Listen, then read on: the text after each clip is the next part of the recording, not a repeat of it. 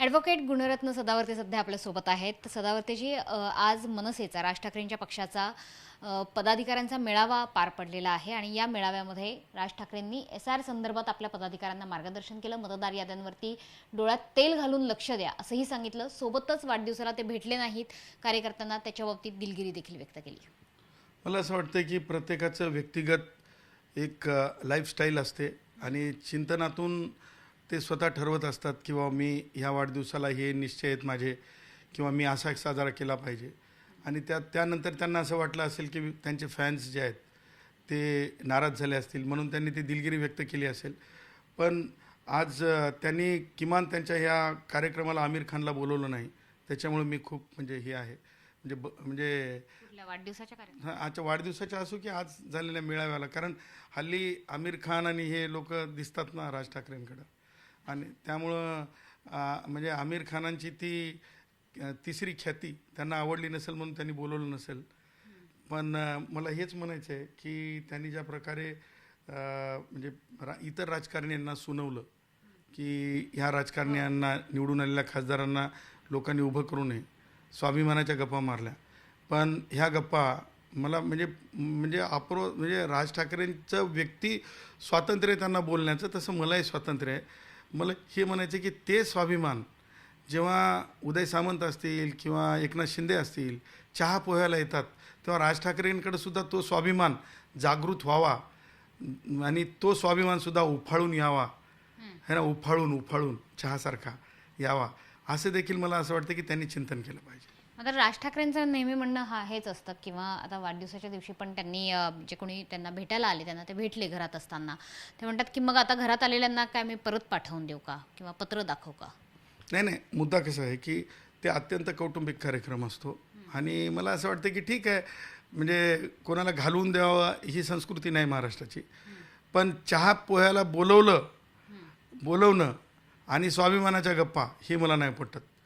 कारण मी तिकडून जाऊ लागलो म्हणतात आमचे उदयजी सामंत, तिकडून जाऊ लागलो आणि मग मी फोन लावला आणि मग मी चहाला गेलो. शिंदेसाहेब पोह्याला जातात, हे तर स्वाभिमानाशी संबंधितच आहे ना. त्याच्यामुळं मला असं वाटतंय की अर्धसत्य स्वाभिमानाच्या गप्पा राज ठाकरेंनी गप्पा मारल्यात त्या कार्यक्रमामध्ये. गप्पा खूप छान मारतात ते.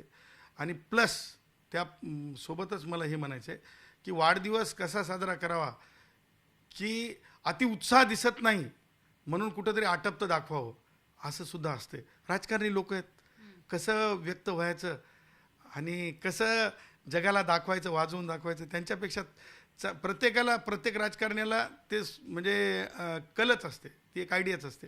त्या आयडियानं ते बोललेत. बरं, कबुतरांचा मुद्दा असो किंवा जैनांच्या पांढऱ्या पट्ट्यांचा मुद्दा असो किंवा छत्रपती शिवाजी महाराजांच्या जिरेटोपावर जैनांचा झेंडा लावण्याचा मुद्दा असो, हे सगळे मुद्दे, हे असे सगळे वाद उकरून काढून केवळ आपल्याला आंदोलनात गुंतवून ठेवलं जात आहे असं सुद्धा राज ठाकरे यांचं म्हणणं आहे. आणि दुसरीकडे SRशी संदर्भात असणाऱ्या, मतदार यादीशी संदर्भात असणारे कामं केली जात आहेत आणि आपल्याला गुंतवून ठेवलं जातं आहे, आपलं लक्ष डायव्हर्ट केलं जात आहे असं राज ठाकरेंचं म्हणणं आहे. बघा, राज ठाकरे त्यांच्या घरासमोर लाईटिंग टाकतात दिवाळीला, कुणाचा विरोध नाही. हिंदू राष्ट्रातला कोणी माणूस विरोध करत नाही, कारण ते एक कालावधी असतो, 8 दिवस असतील, 10 दिवस असतील, काय असेल ते.